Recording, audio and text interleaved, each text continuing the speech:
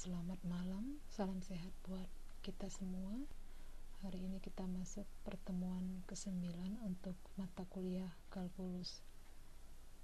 Adapun topik materi hari ini adalah tentang integral lipat 2. Lipat 2 artinya bahwa integral itu akan dikerjakan secara 2 kali, atau biasa juga dengan integral ganda ya.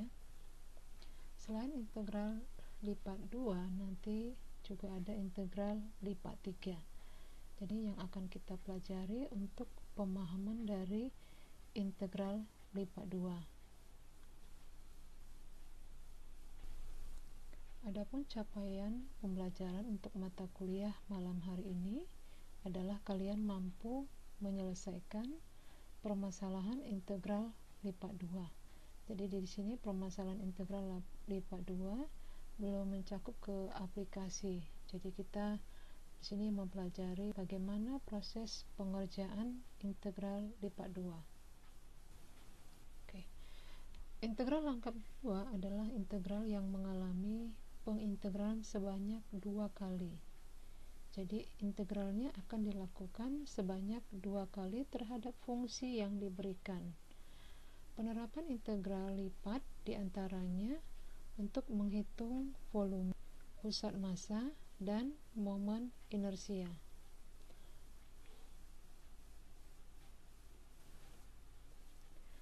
Kita lihat di sini bentuk integral lipat 2 ada 2 ya. Nanti di slide berikutnya Ibu jelaskan bentuk yang kedua.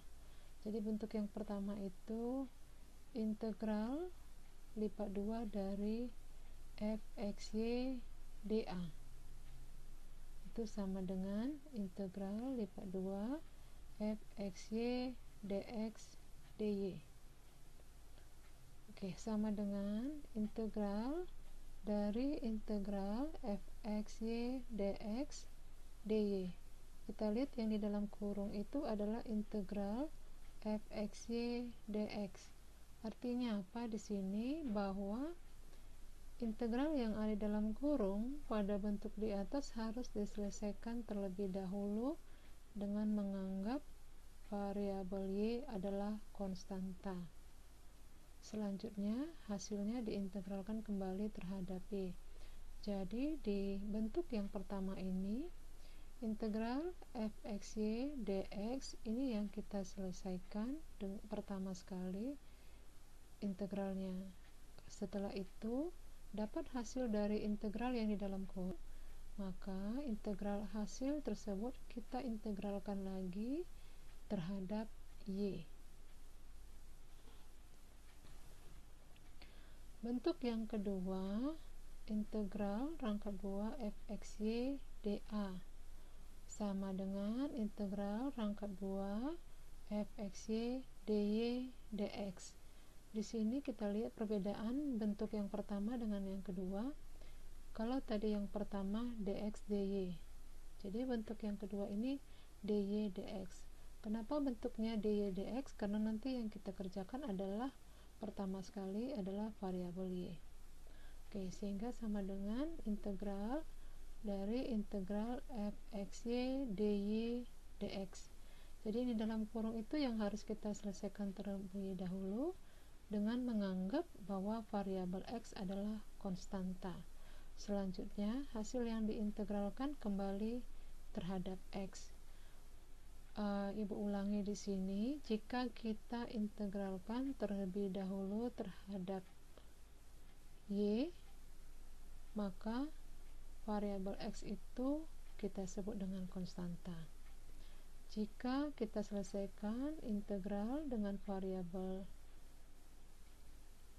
y, variabel x, maka y nya kita sebut dengan konstanta di bentuk yang pertama seperti dijelaskan sebelumnya. Baik, kita lanjutkan untuk contoh dari integral lipat 2. Di sini contohnya integral lipat 2 dari x tambah 2y dx dy. Jadi kalau di dalam soal ini karena dia bentuknya sudah dx dy, maka yang pertama sekali kita integralkan adalah variabel x. Oke, jadi diselesaikanlah bahwa integral rangkap 2x tambah 2y dx dy sama dengan integral rangkap 2x tambah 2y dx dy. Jadi tidak ada perubahan dari bentuk dx dy ya. Oke, cara pertama atau langkah pertama, kita harus membuat di dalam kurung mana yang lebih dahulu kita kerjakan. Karena di sini variabel x yang lebih dahulu kita kerjakan, maka kita buat integral yang di dalam kurung adalah variabel dx. Jadi langkah pertama sama dengan integral dalam kurung integral x tambah 2y dx dy. Oke, selanjutnya langkah kedua, integral dalam kurung integral x dx tambah integral 2y dx dalam kurung dy. Jadi integral yang dalam kurung kita pisah menjadi masing-masing bentuk integral. Oke, selanjutnya langkah ketiga. Langkah ketiga itu kita mengeluarkan konstanta dari integral. Kalau dia kita integralkan terhadap dx, maka nanti yang ada y atau yang bukan x adalah konstanta. Oke, sehingga langkah ketiga menjadi integral dalam kurung integral x dx tambah 2y integral dx dalam kurung dy. Jadi di sini yang keluar dy ya, 2y karena 2y bukan x. Selanjutnya langkah keempat, kita selesaikan integralnya. Jadi sama dengan integral dalam kurung 1/2x kuadrat tambah 2yx dx. Jadi integral dari dx pada langkah ketiga hasilnya adalah x. Oke, selanjutnya langkah kelima, kita rubah bentuk nomor 4 agar sesuai dengan alfabet, yaitu x dulu baru y. Jadi langkah kelima adalah integral 1/2x kuadrat tambah 2xy dy. Oke, selanjutnya langkah kelima, integralnya kita pisah masing-masing, yaitu integral 1/2x kuadrat dy ditambah integral 2xy dy. Oke, langkah ketujuh, kita mengeluarkan yang disebut konstanta.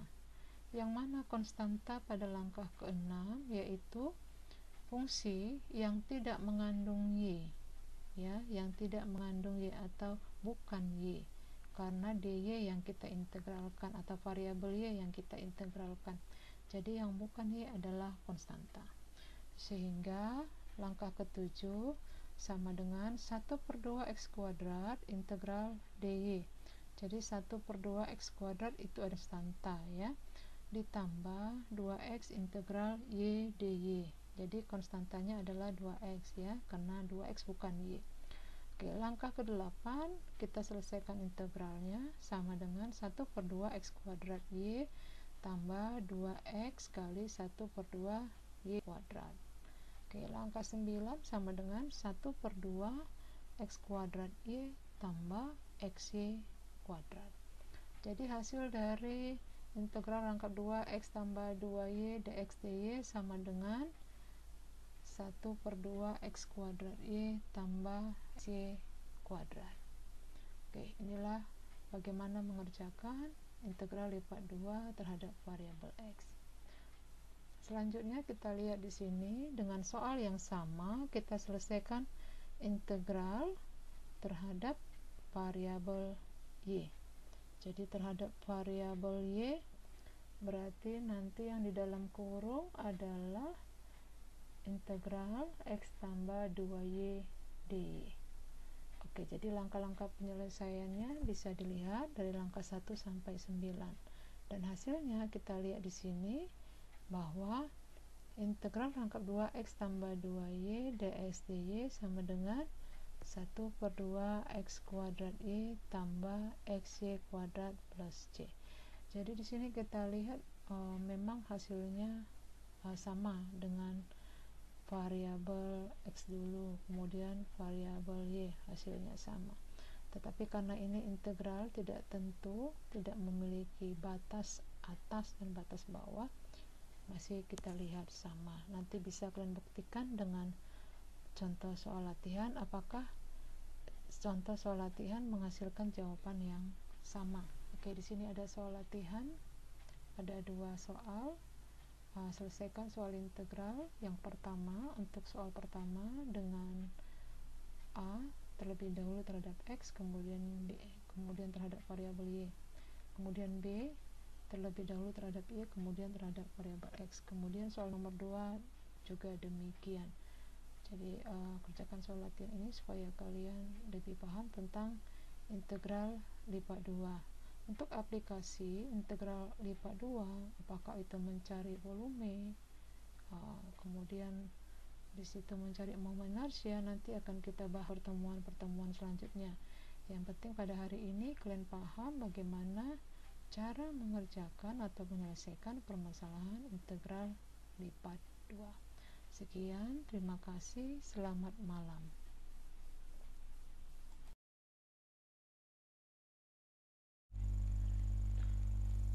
Selamat pagi, selamat siang, selamat malam. Salam sehat buat kita semua. Hari ini kita masuk pertemuan ke-10 dengan topik materi integral lipat 3. Adapun capaian pembelajaran untuk mata kuliah hari ini adalah kalian mampu menyelesaikan permasalahan integral lipat 3. Jadi di sini nanti yang Ibu fokuskan bagaimana menyelesaikan langkah-langkah untuk integral lipat 3. Dan untuk aplikasi atau penerapan integral lipat 3 nanti akan kita pelajari di pertemuan-pertemuan selanjutnya. Adapun definisi dari integral lipat 3 atau bahasa Inggrisnya triple integrals merupakan integral biasa atau tunggal. Ingat ya, di sini disebut merupakan integral biasa atau tunggal yang hasilnya diintegralkan dan kemudian diintegralkan kembali sehingga proses iterasi integral sebanyak 3 kali. Karena dia iterasi integral sebanyak 3 kali, maka disebut integral lipat 3. Tapi perlu kalian ingat bahwa integral lipat 3 itu sama dengan integral biasa, ya. Jadi jangan nanti ada sedikit kebingungan, oh ini sudah 3 kali, prosesnya sama seperti integral biasa, hanya dilakukan iterasi sebanyak 3 kali. Kita lihat di sini ada notasi dari integral lipat 3. Jadi di sini bentuk tulisan integralnya atau simbol integralnya 3 kali. Kemudian ada f, x, y, z, kemudian dx, dy, dz. Kalau fungsinya f itu fungsi, kemudian ada variabel x, ada variabel y, ada variabel z, maka d-nya adalah dx, dy, dz. Jadi itu sejalan ya, harus sama hurufnya. Oke, bagaimana menyelesaikan integral lipat 3? Yang pertama, fungsi x, y, z diintegralkan terhadap x. Kalau misalnya dx, dy, dz seperti notasi yang tadi di slide sebelumnya, maka fungsi f, x, y, z diintegralkan terhadap x terlebih dahulu dan menganggap variabel y dan z konstan. Kalau disebut variabel y dan z konstan, maka y dan z-nya tidak usah diintegralkan. Keluarkan dia dari integral, yang diintegralkan hanya x. Kemudian yang kedua, hasilnya kemudian diintegralkan terhadap y.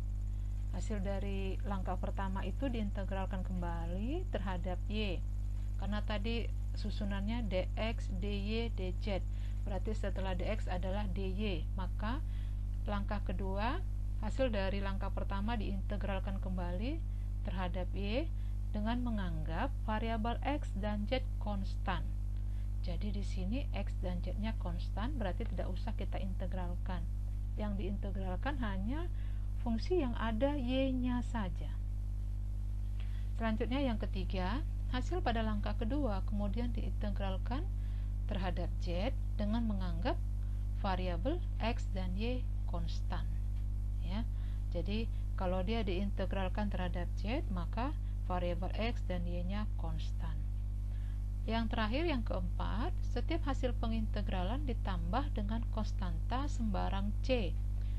Karena ini adalah integral tak tentu ya, kita belum menentukan ada batas bawah, ada batas atas. Jadi perlu ditambah dengan konstanta sembarang atau disebut c. nanti ada C1, C2 dan C3. Kenapa C-nya 3? Karena tadi diintegralkan sebanyak 3 kali. Pengintegralan pertama menghasilkan atau menambah C1. Hasil dari integral kedua atau langkah kedua menghasilkan C2. Kemudian langkah yang ketiga menghasilkan C3, sehingga konstantanya jadi C1, C2 dan C3. Nanti ada terdapat C1, C2 dan C3. Oke, kita lihat ilustrasi gambar dari langkah penyelesaian. Di sini ada diwarnain ya, ada 3 warna, hijau muda, biru dan coklat. Jadi kita lihat di sini bentuk fungsi integralnya ada 3, fx, yz, dx, dy, dz. Jadi sesuai dengan langkah-langkah tadi, yang pertama dikerjakan adalah integral fx, yz, dx. Itu yang pertama sekali. Oke, setelah ini selesai diintegralkan, lanjutkanlah dengan mengintegralkan hasil pertama jadi integral fx, yz, dy. Kemudian hasil dari langkah kedua integralkan kembali, yaitu di kotak yang warna coklat, yaitu integral dari fx, yz, dz. Inilah ilustrasi gambar. Jadi nanti supaya paham di mana tanda kurung yang harus kita tempatkan. Jadi tanda kurung itu adalah menandakan itu dulu yang diproses. Setelah itu baru di luar kurung ya. Oke, kita lihat contoh. Ini Ibu ambil contoh yang agak sedikit banyak variabelnya ya. Jadi supaya kalian paham, nanti kalau Ibu kasih yang terlalu mudah, akhirnya soal seperti ini tidak bisa kalian kerjakan. Oke, contoh. Integral rangkap 3 dari xy tambah yz tambah xz dx, dz, dy. Oke, integral rangkap 3 dari xy tambah yz tambah xz dx, dz, dy. Oke, pada soal fungsinya adalah fungsi fx, yz nya adalah xy tambah yz tambah xz. Sekali lagi, fungsi fx, yz adalah xy tambah yz tambah xz. Kemudian dx, dz, dy. Jadi urutannya tidak sama seperti ilustrasi tadi. Di sini dx dulu, kemudian dz, kemudian dy. Ini tidak menjadi suatu masalah, hanya kita merubah yang mana dulu dikerjakan. Jadi kalau soalnya seperti ini, maka nanti kita integralkan terhadap x, selanjutnya integralkan terhadap z, kemudian integralkan terhadap y. Itu maksudnya ya. Oke, penyelesaiannya di sebelah kanan ada titik-titik. Di situ saya buat 1, 2, 3 sampai 9. Itu langkah pertama, kedua, ketiga dan seterusnya ya. Jadi langkah pertama saya kasih warna kuning, itu adalah sesuai dengan ilustrasi tadi. Jadi warna kuning ini yang pertama. Artinya kita lihat di sini bahwa integral di sini ada integral rangkap 2, kemudian dalam kurung integral xy tambah yz tambah xz dx, dj, dy. Jadi yang di dalam kurung itu adalah integral xy tambah yz tambah xz dx. Oke, berarti ini yang kita kerjakan ya. Kita selesaikanlah. Jadi tetap kita tulis integral rangkap 2 dari, supaya mudah itu dipecah saja mengerjakan.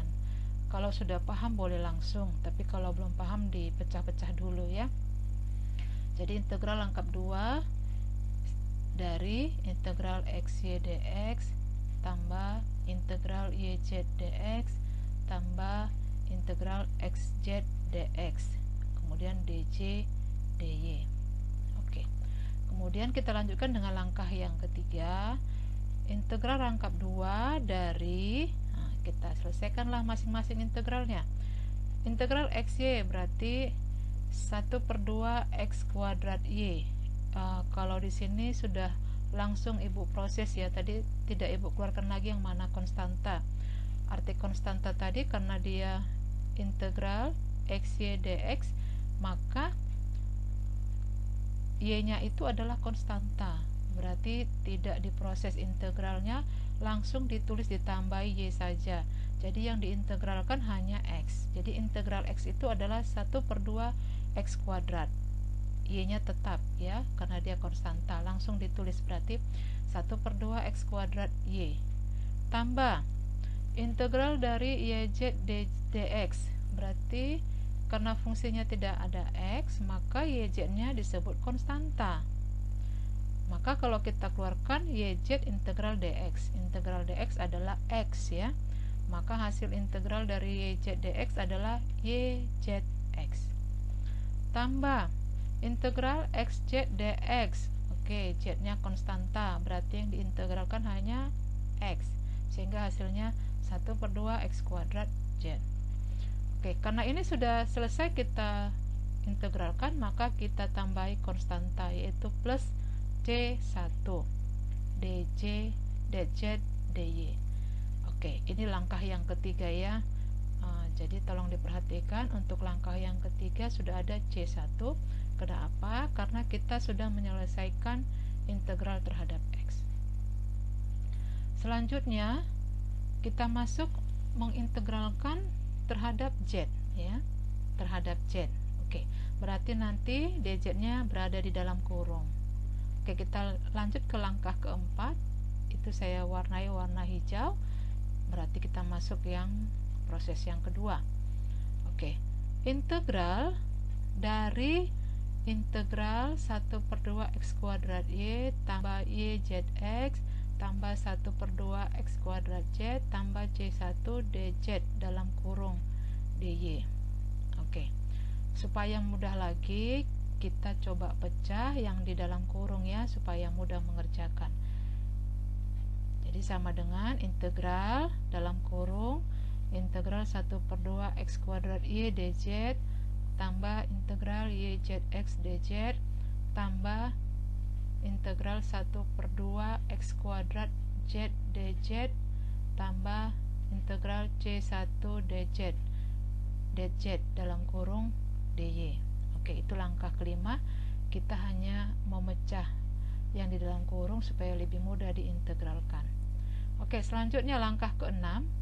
Langkah keenam itu adalah hasil integral dari langkah yang kelima, yaitu sama dengan integral dari 1/2 x kuadrat yz. Oke, integral 1/2 x kuadrat y dz. Di sini fungsinya tidak ada z, maka 1/2 x kuadrat y menjadi konstanta ya. Berarti tidak diproses, kita tulis tetap. Jadi 1/2 x kuadrat y. Kemudian di sini ada z. Kenapa? Integral dz adalah z ya. Jadi hasilnya 1/2 x kuadrat yz tambah integral yzx dz. Berarti nanti yx-nya keluar sebagai konstanta, yang kita integralkan adalah z. Oke, integral dari z adalah 1/2 z kuadrat, sehingga hasilnya menjadi 1/2 x yz kuadrat tambah integral 1/2 x kuadrat z dz. Oke, di sini ada z-nya, yang konstanta adalah 1/2 x kuadrat. Oke, jadi yang kita integralkan hanya z. Integral z adalah 1/2 z kuadrat, sehingga hasilnya menjadi 1/4 x kuadrat z kuadrat. Oke, tambah integral c1 dz. c1 itu adalah konstanta, jadi kita keluarkan. Hasilnya integral dz sama dengan z, maka jawabannya c1z. Oke, jadi hasil integral kelima, jadi 1/2 x kuadrat yz tambah 1/2 x yz kuadrat tambah 1/4 x kuadrat z kuadrat tambah c1z. Kemudian hasil keseluruhannya kita tambahlah dengan c2, konstanta kedua, karena kita memproses untuk variabel yang kedua. Oke, sehingga langkah keenam menjadi integral dari 1/2 x kuadrat yz tambah 1/2 x yz kuadrat tambah 1/4 x kuadrat z kuadrat tambah c1z tambah c2 dy. Oke, kita lanjut langkah yang ketujuh. Langkah yang ketujuh, kita memisahkan integralnya yang di dalam kurung. Jadi masing-masing kita kerjakan ya. Kalau kita pisah menjadi langkah yang ketujuh, integral 1/2 x kuadrat YZ dy tambah integral 1/2 xy z kuadrat dy tambah integral 1/4 x kuadrat z kuadrat dy tambah integral c1z dy tambah integral c2 dy. Oke, langkah ketujuh kita hanya memisah ya, supaya lebih mudah nanti hasil integralnya kita dapat. Oke, lanjut langkah ke-8. Oke, integral 1/2 x kuadrat YZ dy, maka yang menjadi konstanta, karena ini diintegralkan terhadap y, maka yang menjadi konstanta adalah 1/2 x z. Lihat ya langkah 8 ya, Ibu pisah di sini supaya paham kalian. Tetapi jika sudah lebih memahami, tidak pun dipisah, seperti langkah yang ke-3 dan ke-4 itu boleh dilakukan. Ini Ibu buat dipisah supaya kalian bisa memahami yang mana yang mau diintegralkan dan yang mana yang menjadi konstanta. Jadi konstanta itu yang keluar dari integral atau berada di depan integral. Oke, jadi langkah 8 konstantanya adalah 1/2 x kuadrat z. Yang diintegralkan adalah y dy. Oke, selanjutnya tambah integral 1/2 x y z kuadrat dy. Oke, maka yang menjadi konstanta adalah 1/2 x z kuadrat. Yang diintegralkan adalah y dy. Oke, selanjutnya tambah 1/4 x kuadrat z kuadrat dy. Oke, di sini tidak ada y-nya, maka 1/4 x kuadrat z kuadrat adalah konstanta.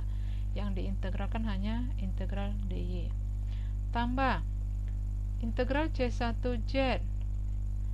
Oke, di sini juga tidak ada y, maka c1z pindah ke depan. Jadi c1z integral dy.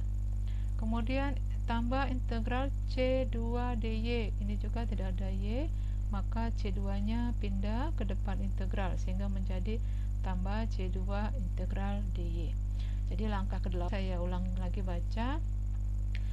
1/2 x kuadrat z kali integral y dy tambah 1/2 x z kuadrat kali integral y dy tambah 1/4 x kuadrat z kuadrat kali integral dy tambah c1z kali integral dy tambah c2 kali integral dy.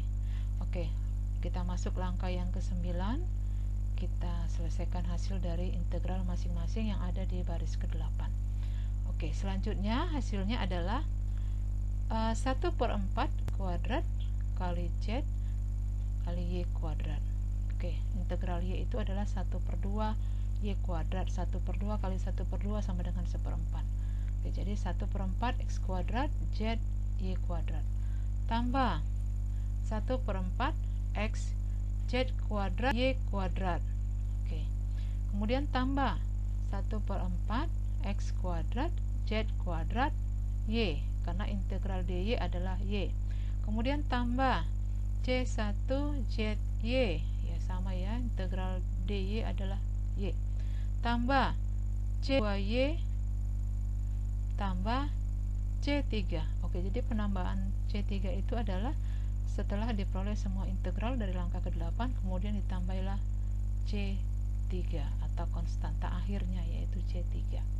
Oke, jadi integral rangkap 3 xy tambah yz tambah dx dz dy sama dengan 1/4 x kuadrat z y kuadrat tambah 1/4 x z kuadrat y kuadrat tambah 1/4 x kuadrat z kuadrat y tambah c1zy tambah c2y tambah c. Ya. Oke lah, ini untuk mengerjakan contoh nomor 1. Nanti di modul ada contoh selain yang Ibu sampaikan di sini, nanti kalian baca dan kalian pahami. Oke, selanjutnya untuk lebih memahami tentang integral lipat 3, kerjakanlah soal berikut. Perhatikan di soal nomor 1, integral rangkap 3 atau integral lipat 3 dx 2x yz, integral lipat 3 2x yz dz dy dx. Oke, dz dy dx. Oke, jadi nanti selesaikan dulu yang terhadap variabel z, kemudian lanjutkan terhadap variabel y, kemudian lanjutkan terhadap variabel x. Yang nomor 2, integral rangkap 3 2x yz dx dz dy. Oke, nomor 2 nanti pertama integralkan terhadap variabel x, kemudian lanjutkan integralkan terhadap variabel y, kemudian lanjutkan integral terhadap y. Oke, jika dia dimulai dari x, maka z dan y-nya adalah konstanta. Jika diintegralkan terhadap z, maka x dan y adalah konstanta. Jika diintegralkan terhadap y, maka x dan z adalah konstanta. Oke, demikian materi hari ini untuk integral lipat 3, dan pertemuan selanjutnya nanti kita akan mempelajari penerapan atau aplikasi yang diterapkan dengan integral lipat 3. Sekian, selamat pagi, selamat siang, selamat malam.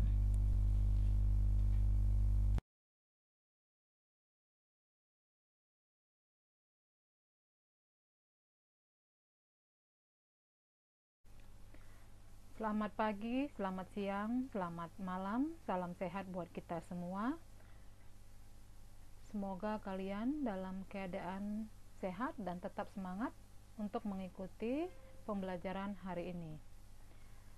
Adapun topik dari materi untuk pertemuan hari ini adalah tentang integral tentu fungsi aljabar. Jadi yang kita pelajari sebelum-sebelumnya adalah integral tak tentu. Dan hari ini kita belajar integral tentu fungsi aljabar. Adapun capaian pembelajaran untuk mata kuliah ini, kalian mampu menyelesaikan permasalahan integral tentu fungsi aljabar. Apakah yang dimaksud dengan integral tentu? Integral tentu adalah nilai dari jumlah luas di bawah suatu kurva tertentu. Jadi integral tentu itu kita bicara tentang luas kurva, ya, luas kurva di bawah suatu kurva, di mana kurva tersebut berada dalam interval A sampai B, atau interval X di mana X lebih besar sama dengan A dan X lebih kecil atau sama dengan B. Dan A disebut nanti batas bawah dan B disebut batas atas integral tersebut. Disebut integral tentu karena hasilnya berupa nilai tertentu. Jadi hasil integralnya sudah merupakan suatu nilai dan tidak lagi mengandung konstanta atau C. Oke, kita sudah mempelajari integral tak tentu. Selalu nilai akhir atau hasil dari integralnya selalu kita tambahi atau plus C, seperti itu ya. Tetapi nanti di integral tentu nilai C itu tidak ada lagi karena sudah merupakan suatu nilai, ya. Jadi ada angka yang tertulis di hasil integral tersebut. Kita lihat di sini bentuk dari integral tentu. Integral dari A ke B. Integral dari A ke B. Jadi A tadi adalah batas bawah, B adalah batas atas. Jadi kalau batas bawah letakkan di bawah, batas atas letakkan di atas.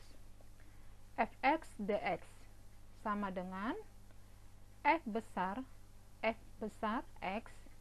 dengan batas A ke B. Jadi di sini perbedaan F kecil dengan F besar. Kalau F kecil itu masih fungsi yang belum diintegralkan. Sedangkan nanti F besar itu adalah fungsi yang sudah hasil integral. Kemudian fungsi yang hasil integral itu kita masukkan nilai B dan kita masukkan nilai A. Tetapi di sini aturannya bahwa FB itu dikurang dengan FA. Jadi fungsi yang pertama masukkan B untuk setiap variabel X, kemudian dikurang Fx di mana X-nya nanti kita ganti dengan A. Oke, kalau tadi kita lihat bahwa F besar itu adalah fungsi hasil integral, FB adalah nilai fungsi f besar x untuk x sama dengan b. FA adalah nilai fungsi fx untuk x sama dengan a. A-nya fungsi bawah, B fungsi atas. Beberapa sifat dari integral tertentu atau tentu. Yang pertama, integral dari a ke a fx dx itu akan menghasilkan 0. Jadi batas bawahnya a, batas atasnya juga a, maka hasil integralnya adalah 0. Yang kedua, integral dari a ke b fx dx ini akan sama dengan minus integral dari b ke a fx dx. Jadi kalau kita balikkan batas bawah jadi batas atas dan batas atas menjadi batas bawah, maka hasil integralnya menjadi negatif. Selanjutnya, integral dari a ke b k fx dx. Di sini k adalah konstanta. Jadi konstantanya kita keluarkan dari integral. Jadi hasilnya sama dengan k dikali integral dari a ke b fx dx. Selanjutnya yang berikutnya, integral dari a ke b fx tambah gx dx. Jadi bentuk ini adalah integral dari dua fungsi. Maka agar lebih mudah mengerjakan, kita pisah masing-masing fungsi, kita integralkan, yaitu sama dengan integral dari a ke b fx dx tambah integral dari a ke b gx dx. Selanjutnya integral dari a ke b fx dikurang gx dx. Ini juga integral dari dua fungsi yang dikurangkan, maka sebaiknya kita pisah supaya lebih mudah mengerjakan, menjadi integral dari a ke b fx dx dikurang integral dari a ke b gx dx. Selanjutnya, integral dari a ke c fx dx. Oke, menggunakan simbol huruf dari a ke c, berarti kita melihat bahwa masih ada huruf lain sebelum c, yaitu b. Jadi nanti integral ini akan menjadi integral dari a ke b fx dx ditambah integral dari b ke c fx dx. Integral ini disebut integral dengan sifat penambahan selang. Penambahannya di mana? Jadi a ke c, kemudian nanti di tengah-tengah ada b. Jadi a ke b, b ke c.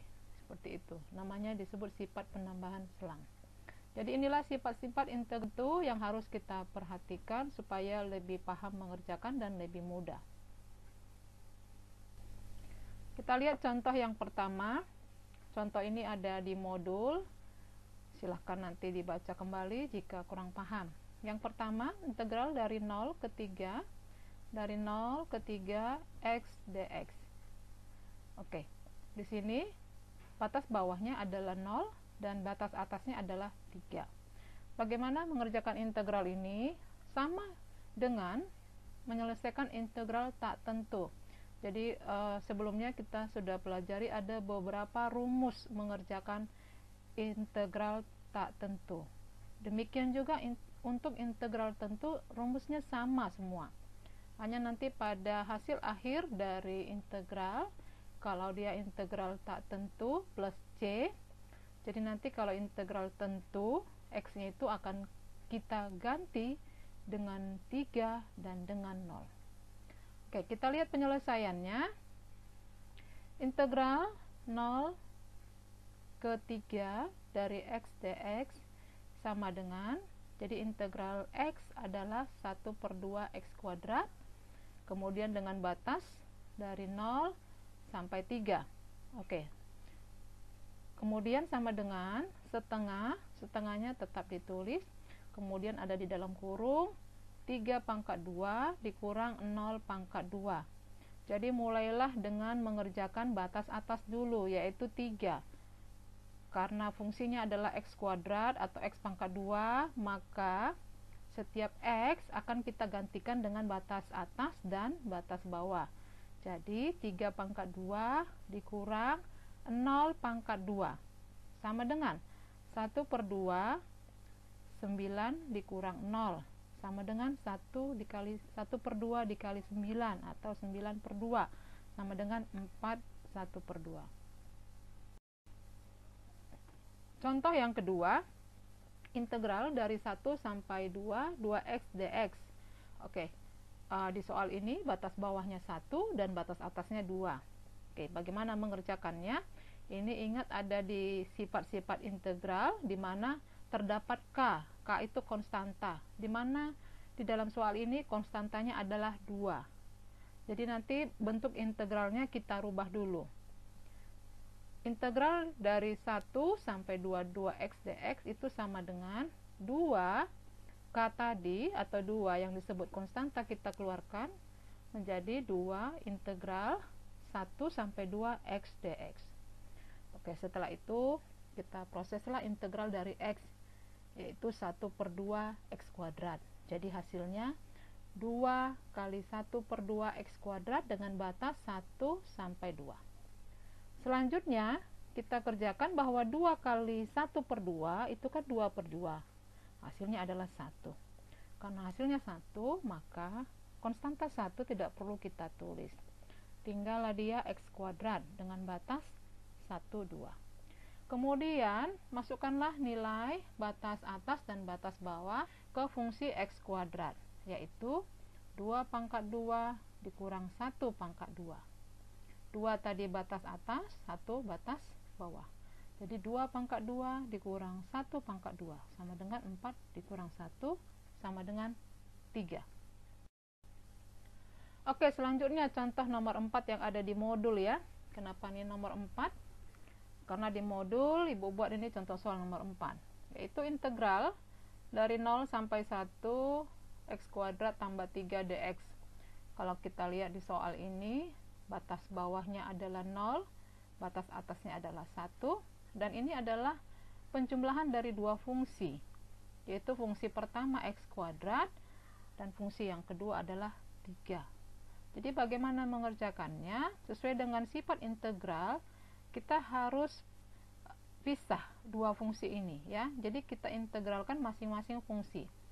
Jadi penyelesaiannya integral dari 0 sampai 1 x kuadrat tambah 3 dx sama dengan integral dari 0 sampai 1 x kuadrat dx untuk fungsi yang pertama ditambah integral dari 0 sampai 1 3 dx.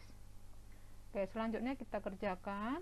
Hasil integral dari x kuadrat adalah 1/3 x pangkat 3 ya. 1/3 x pangkat 3 dengan batas dari 0 sampai 1 ditambah integral dari 3 yaitu 3x ya, karena ini integralnya konstanta, konstantanya bisa keluar 3 integral 0 sampai 1 dx, maka hasilnya x ya. Jadi integral 0 sampai 1 3 dx sama dengan 3x dengan batas 0 sampai 1. Kemudian kita masukkan batas bawah dan batas atas ke fungsi x. Jadi hasilnya sama dengan 1/3 kali 1 pangkat 3 kurang 0 pangkat 3 ditambah 3 kali 1 kurang 0. Oke, sama dengan 1/3 kali 1 tambah 3 kali 1 sama dengan 1/3 tambah 3 sama dengan 3 1/3. Contoh selanjutnya, tentukan nilai A jika diketahui integral dari 0 sampai A akar x dx sama dengan 18. Jadi di sini kita bukan mencari nilai integral, karena di sini nilai integralnya sudah dapat yaitu 18. Tetapi kita mau mencari batas atas, yaitu A itu berapa sebenarnya, karena batas bawahnya itu 0, batas atas itu A, berarti A itu berapa sih batas atasnya kalau hasil integralnya sama dengan 18. Oke, caranya tetap sama, kita mengerjakan proses integral. Jadi integral 0 sampai A akar x dx ini sama dengan integral 0 sampai A x kuadrat dx, x pangkat 1/2 dx. Jadi akar x itu menjadi x pangkat 1/2 dx. Oke, sama dengan kita proses integral dari x pangkat 1/2 yaitu 1 per 1/2 tambah 1 kali X pangkat 1/2 tambah 1. Oke, sama dengan 1/3/2. 3/2 itu dari mana? Dari 1/2 tambah 1 dikali X pangkat 3/2 dengan batas 0 sampai A. Sama dengan, oke, 1/3/2 itu menjadi 2/3. Jadi 2/3 kali X pangkat 3/2 dengan batas dari 0 sampai A. Oke, karena fungsi ini dari integral sudah disederhanakan menjadi 2/3 X pangkat 3/2, maka nilai atau batas bawah dan batas atas kita masukkan ke variabel X. Jadi sama dengan 2/3 kali A pangkat 3/2 dikurang 0 pangkat 3/2. Oke, sama dengan 2/3 A pangkat 3/2. Setelah kita dapatkan hasil integral, karena ini masih ada A, maka kita sekanlah 2/3 A pangkat 3/2 sama dengan 18. Maka A pangkat 3/2 sama dengan 18 per 2/3 sama dengan 18 kali 3/2 sama dengan 54/2 sama dengan 27. Jadi A pangkat 3/2 sama dengan 27. Bagaimana mencari nilai A? Jadi masing-masing sisi kanan dan sisi kiri itu harus kita kali dengan pangkat, atau masing kita pangkatkan 2/3. Jadi A pangkat 3/2 kali 2/3 sama dengan 27 pangkat 2/3. 3/2 kali 2/3 itu sama dengan 1. Jadi A pangkat 1 sama dengan 27 pangkat 2/3. A pangkat 1 itu karena satunya adalah konstanta, nggak usah ditulis karena angkanya 1, jadi tinggal A. Jadi A sama dengan, di sini 27 itu saya rubah dalam bentuk pangkat, atau kita rubah dalam bentuk pangkat yang hampir mirip dengan pangkat 2/3. Apakah nanti dia bisa menjadi pangkat 2 atau bisa menjadi pangkat 3. Dan biasanya pangkat itu selalu hampir sama dengan kita buat yang di bawah, yaitu misalnya 2/3, maka pangkat 3. Jadi 27 itu adalah 3 pangkat 3, ya. 3 kali 3 kali 3, hasilnya 27. Jadi A sama dengan 3 pangkat 3 kali 2/3. 3 pangkat 3 kali 2/3. Oke, 3/3 itu 1 ya hasilnya, dan tidak usah ditulis. Jadi A sama dengan 3 pangkat 2, atau A sama dengan 9. Jadi kita dapatlah bahwa nilai A sama dengan 9. Oke, demikianlah penjelasan tentang integral tentu, yaitu hasil integral itu bukan lagi suatu nilai yang ditambah dengan konstanta, tetapi hasil integralnya berupa nilai atau angka di mana setiap dari batas bawah dan batas atas akan dimasukkan ke hasil dari fungsi atau hasil dari integral fungsi tersebut. Untuk lebih memahami, di dalam modul sudah ada beberapa soal atau beberapa contoh soal yang dapat kalian lihat dan kalian pelajari. Setelah itu, kerjakan soal latihan berikut. Di sini ada 3 nomor, yaitu yang pertama menentukan nilai integral, yang kedua menentukan nilai A jika diketahui integralnya, demikian juga soal yang ketiga, tentukan nilai A jika diketahui integralnya. Demikianlah materi pada hari ini. Terima kasih. Selamat pagi, selamat siang, selamat malam.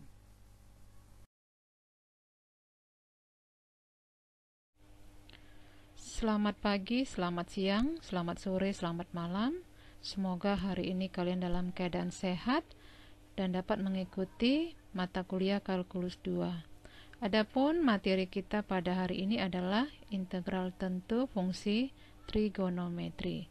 Jadi materi hari ini berkaitan dengan materi pertemuan kedua, yaitu tentang integral tak tentu fungsi trigonometri. Di mana dia berkaitan? Karena nanti rumus-rumus yang kita gunakan untuk integral tentu fungsi trigonometri itu akan sama dengan rumus-rumus yang kita gunakan pada integral tak tentu fungsi trigonometri pada pertemuan kedua. Jadi kalian boleh nanti membuka kembali materi di pertemuan kedua. Kemudian integral tentu fungsi trigonometri juga berkaitan dengan materi pertemuan ke-11, yaitu tentang bagaimana proses mengerjakan tentang integral tentu. Adapun capaian pembelajaran untuk mata kuliah ini, kalian mampu menyelesaikan permasalahan integral tentu fungsi trigonometri. Oke, di sini ada Ibu tampilkan rumus untuk integral tentu. Itu sama dengan pada saat kita belajar di pertemuan ke-11. Lihat di sini pada tabel ada beberapa rumus integral yang Ibu tampilkan. Jadi rumus ini ada juga kita pelajari di pertemuan kedua. Yang pertama, integral cos x dx itu sama dengan sin x. Yang kedua, integral sin x dx adalah min cos x. Yang ketiga, integral secant kuadrat x dx adalah tangen x. Yang keempat, integral cosecant kuadrat x dx adalah negatif kotangen x. Yang kelima, integral tangen x secant x dx adalah secant x. Kemudian yang keenam, integral kotangen x cosecant x adalah negatif cosecant x. Oke, kemudian pada tabel berikut juga ada beberapa rumus integral. Jadi nanti jika ada soalnya integral cos ax tambah b, jadi dia bentuknya ax tambah b, maka nanti hasilnya sama dengan 1/a sin ax tambah b. Kemudian integral sin ax tambah b, maka nanti hasilnya negatif 1/a cos ax tambah b. Integral secant kuadrat ax tambah b dx, maka hasilnya 1/a tangen ax tambah b. Kemudian integral cosecant kuadrat ax tambah b dx, ini hasilnya negatif 1/a kotangen ax tambah b. Kemudian integral ax tambah b dikali secant ax tambah b dx, hasilnya 1/a secant ax tambah b. Kemudian integral kotangen ax tambah b dikali cosecant ax tambah b sama dengan negatif 1/a cosecant ax tambah b. Jadi ini adalah beberapa rumus integral. Di tabel ini masih integral tak tentu. Nanti untuk mengerjakan integral tentu, kita akan melihat berapa batas bawahnya dan berapa batas atas. Jadi tidak ada lagi plus C, karena kita sudah memasukkan nilai batas bawah ke X, kemudian batas atas juga ke X. Oke, di sini ada tabel sudut istimewa. Jadi gunanya tabel sudut istimewa ini adalah untuk melihat berapa nilai setiap sudut yang ada di kuadran pertama, kedua, ketiga, dan keempat. Karena nanti hasil integral itu akan berupa angka, ya, bukan derajat. Jadi nanti derajatnya kita rubah ke angka. Contoh, jika hasil akhirnya adalah sinus 30 derajat, maka kita lihat di tabel kuadran pertama, yaitu sinus 30 derajat sama dengan 1/2. Kemudian kalau sinus 120 derajat, maka dia akan berada di tabel kuadran kedua, yaitu 1/2 akar 3, demikian seterusnya. Jadi tabel sudut istimewa ini nanti akan menentukan nilai akhir dari integral. Oke, ini ada tabel untuk kuadran ketiga dari 180 derajat sampai 270 derajat. Kemudian tabel kuadran keempat dari 270 derajat sampai 360 derajat. Jadi nanti kalian tentukan apakah dia berada di kuadran pertama, kuadran kedua, kuadran ketiga, atau kuadran keempat. Oke, ini contoh soal yang pertama, integral negatif pi per 2 sampai pi per 4 dari 2 sin x tambah 6 cos x dx. Perlu Ibu ingatkan, apa itu pi? Pi itu adalah sudut, yaitu sudutnya 180 derajat ya. Jadi kalau ada tertulis pi, maka dia adalah 180 derajat. Oke, dari soal kita lihat bahwa batas bawahnya adalah negatif pi per 2 dan batas atasnya adalah pi per 4. Maka kita selesaikan integral berikut. Karena ini adalah penjumlahan dua fungsi, yaitu fungsi 2 sin x dengan fungsi 6 cos x, maka sebaiknya kita pisah proses pengintegralannya supaya lebih mudah dikerjakan. Oke, sehingga soalnya menjadi integral dari negatif pi per 2 sampai pi per 4 2 sin x dx tambah integral dari negatif pi per 2 sampai pi per 4 6 cos x dx. Kemudian bagaimana mengerjakannya ini? Sama ketika kita mengerjakan integral tak tentu. Jadi 2 sin x berarti 2 itu adalah konstanta, kita keluarkan dari bentuk integral. Kemudian 6 cos x, 6-nya juga konstanta, kita keluarkan dari integral. Maka hasilnya 2 integral dari negatif pi per 2 sampai pi per 4 sin x dx tambah 6 integral negatif pi per 2 sampai pi per 4 cos x dx. Oke, kemudian kita selesaikan. Integral dari sin x adalah negatif cos x. Jadi di sini hasilnya 2 kali negatif cos x dengan batas negatif pi per 2 sampai pi per 4 ditambah 6 sin x dengan batas negatif pi per 2 sampai pi per 4. Oke, kalau kita proses di sini integralnya, maka hasilnya negatif 2 cos pi per 4 dikurang cos negatif pi per 2 ditambah 6 kali sin pi per 4 dikurang sin negatif pi per 2. Oke, supaya mudah kita selesaikan berapa sebenarnya sudutnya, maka pi-nya itu kita ganti 180 derajat. Jadi pi per 4 itu 180 dibagi 4. Jadi hasilnya sama dengan negatif 2 kali cos 45 derajat dikurang cos negatif 90 derajat ditambah 6 dikali sinus 45 derajat dikurang sinus negatif 90 derajat. Oke, di sini kita perlu sederhanakan lagi karena cos negatif 90 tidak ada. Jadi dia nanti negatifnya kita kalikan dengan negatif jadi positif. Jadi hasilnya negatif 2 cos 45 ditambah cos 90 derajat tambah 6 kali sinus 45 tambah sinus 90 derajat. Hasilnya sama dengan, oke. Disinilah kita perlu sudut istimewa, ya, tabel dari sudut istimewa, yaitu mencari cos 45, cos 90, sinus 45, sinus 90. Maka gunakanlah tabel yang Ibu share tadi untuk melihat berapa sebenarnya nilai dari sudut-sudut tersebut. Jadi di sini cos 45 itu adalah 1/2 akar 2. Cos 90 adalah 0. Sinus 45 adalah 1/2 akar 2. Kemudian sinus 90 adalah 1. Jadi angka-angka ini kita masukkan ke persamaannya sehingga menjadi negatif 2 kali 1/2 akar 2 tambah 0 ditambah 6 kali 1/2 akar 2 tambah 1 sama dengan negatif 2 dikali 1/2 akar 2 ditambah 6 dikali 1/2 akar 2 tambah 1 sama dengan negatif 2 tambah 3 akar 2 tambah 6. Oke, hasilnya adalah 2 akar 2 ditambah 6.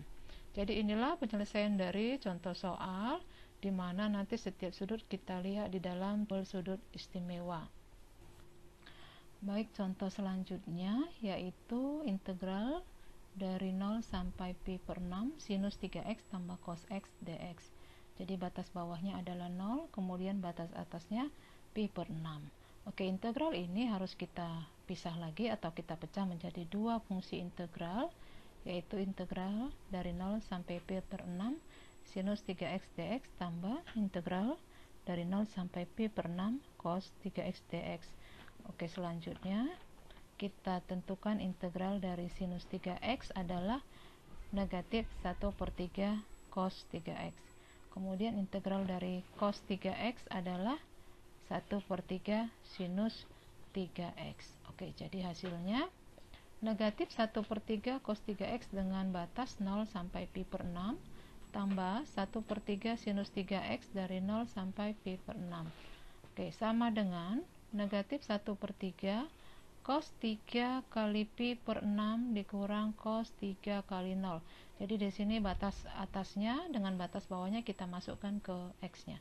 Ditambah 1/3 sinus 3 kali pi per 6 dikurang sinus 3 kali 0. Oke.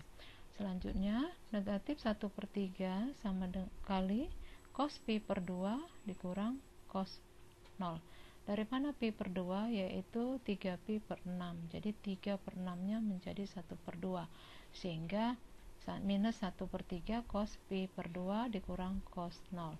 Demikian untuk sinus 3 kali pi per 6 itu hasilnya pi per 2.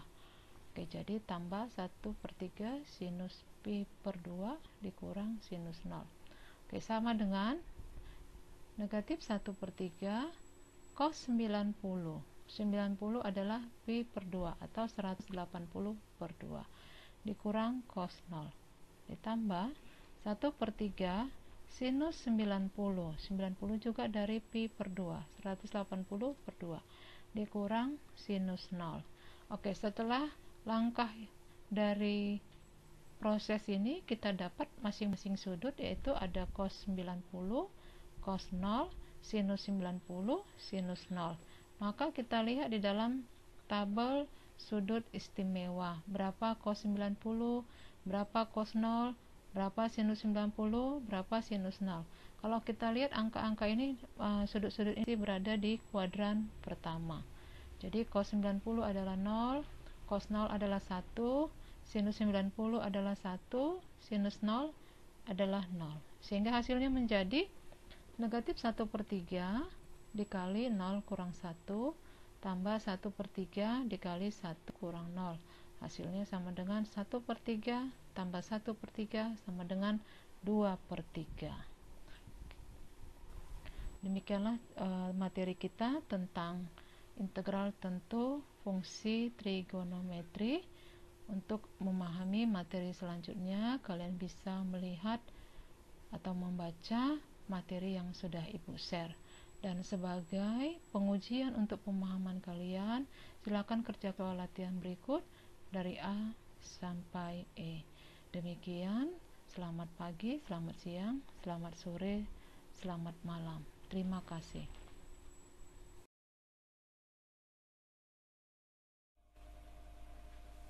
Selamat pagi, selamat siang, selamat sore, selamat malam.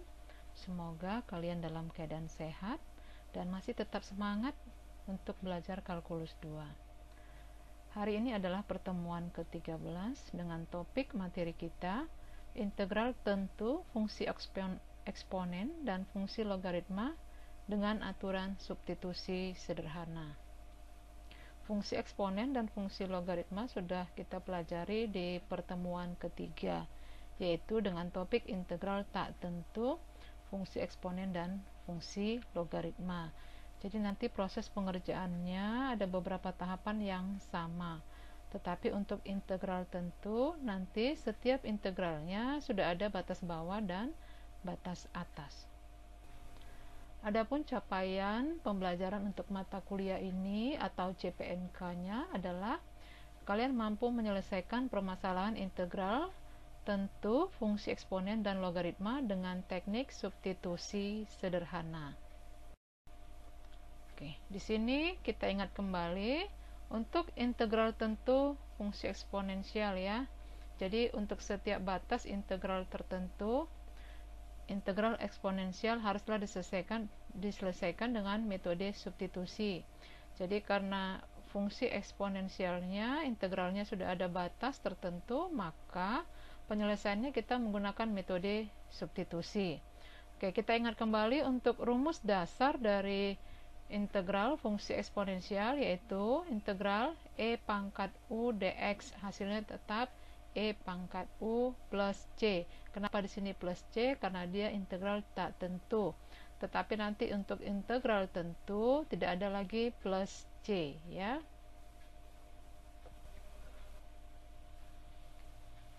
Langkah-langkah penyelesaian integral dari fungsi eksponensial.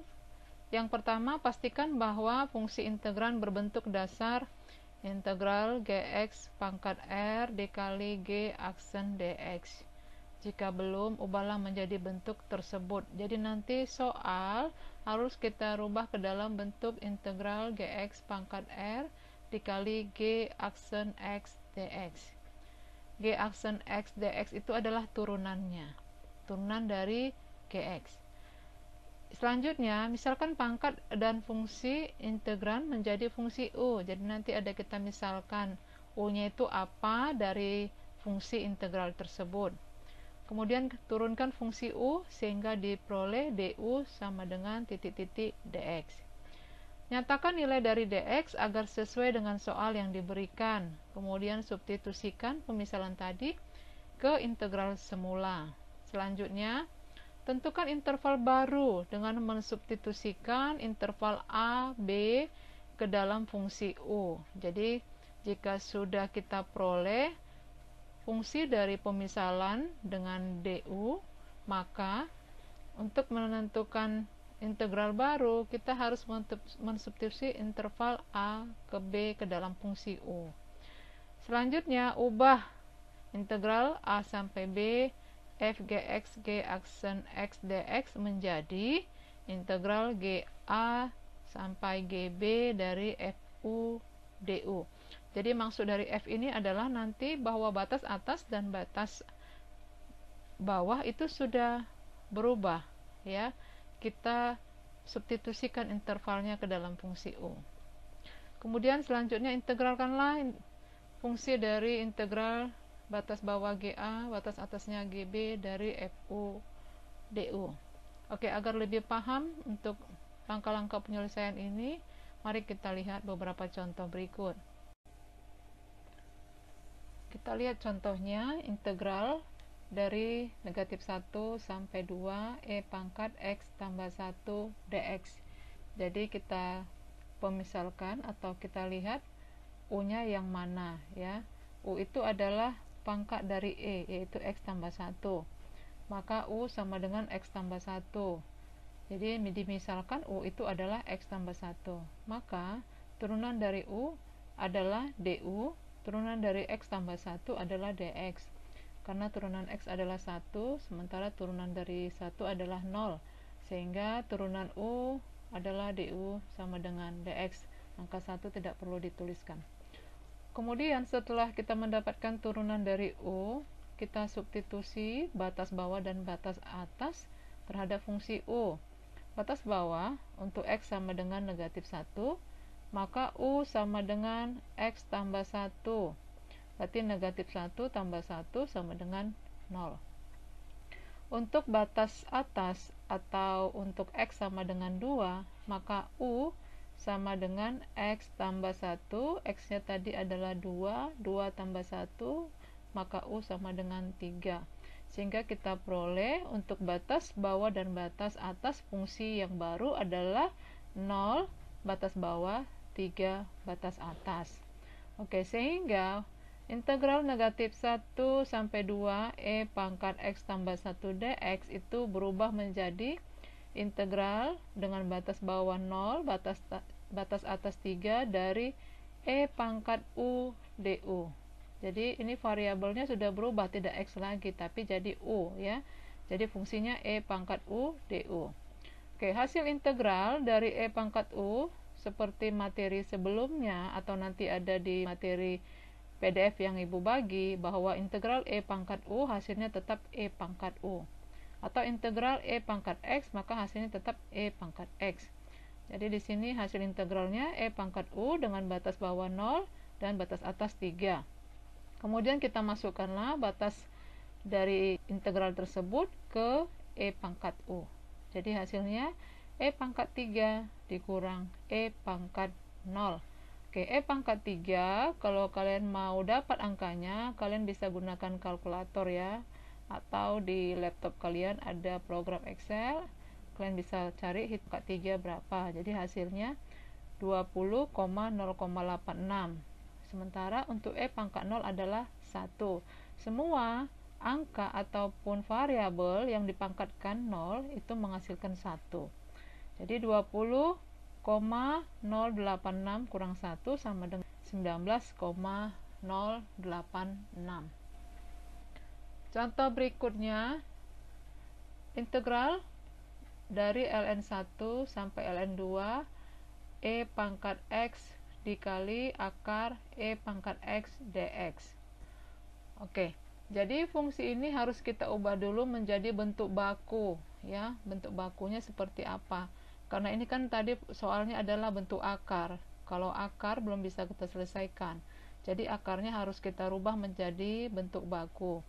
Jadi integral ln1 sampai ln2 E pangkat X akar E pangkat X dx berubah menjadi integral ln1 sampai ln2 E pangkat X dikali E pangkat X pangkat setengah dx. Jadi akar tadi menjadi pangkat setengah. Oke, sama dengan integral ln1 sampai ln2 E pangkat X pangkat setengah dikali E pangkat X dx. Jadi kalau kita lihat hasil dari pengubahan fungsi itu mengikuti langkah-langkah nomor 1 ya, yang sudah dijelaskan sebelumnya, langkah-langkah penyelesaian integral fungsi eksponensial. Jadi ini merubah bentuk, yaitu G X pangkat R dikali G aksen X. Jadi inilah dia pengubahan bentuknya. Karena kita tahu bahwa E pangkat X itu integralnya tetap E pangkat X ya. Baru kita selesaikan langkah berikutnya. Misalkan U-nya adalah E pangkat X, maka DU sama dengan E pangkat X dx. Jadi turunan dari E pangkat X adalah tetap E pangkat X dx. Kemudian kita merubah interval bawah dan interval atas ya. Karena variabelnya bukan lagi X tapi nantinya menjadi U. Jadi kita rubah untuk X sama dengan ln1. ln1 tadi adalah batas bawah, maka U sama dengan E pangkat ln1. E pangkat ln1 hasilnya 1 ya. Nanti ini bisa dilihat, ini sudah menjadi ketentuan ya. Kemudian untuk X batas atas ln sama dengan 2, maka U sama dengan E pangkat ln2. Oke, ini sama dengan 2. Oke, sehingga integral ln1 sampai ln2 E pangkat X pangkat 1/2 dikali E pangkat X dx ini menghasilkan integral dari 1 sampai 2 U pangkat setengah du ya, karena sudah berubah menjadi variabelnya du. Oke. Selanjutnya integral dari U pangkat setengah hasilnya adalah 2/3 U pangkat 3/2. 2/3 dikali U pangkat 2/3 dengan batas bawah 1, batas atas 2. Oke, hasilnya 2/3 dikali, masukkan U-nya 2 akar 2 dikurang 1 akar 1. Jadi bentuk akar ini sudah dirubah dari U pangkat 3/2 menjadi U akar U. Jadi U-nya kita ganti 2 dan 1. Jadi 2/3 dikali 2 akar 2 dikurang 1 akar 1. Hasilnya sama dengan 4/3 akar 2 dikurang 2/3. Karena hasil dari 1 akar 1 adalah 1 dikali 2/3, maka jawabnya 2/3. Sehingga hasil akhirnya menjadi 4/3 akar 2 dikurang 2/3. Kita lanjutkan dengan integral tentu fungsi logaritma.